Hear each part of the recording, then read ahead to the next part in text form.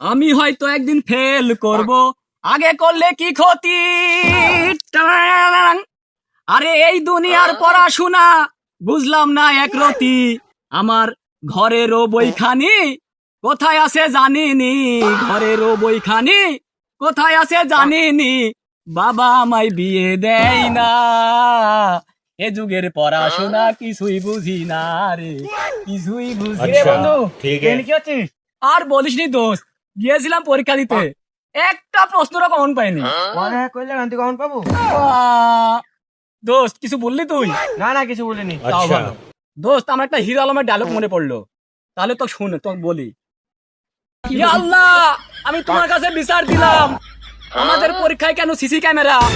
আর আমাদের দেশে কি ইরান আমেরিকা যুদ্ধ লেগেছে যে হেলিকপ্টার মিলন দিয়ে পরীক্ষা প্রদান করা লাগবে?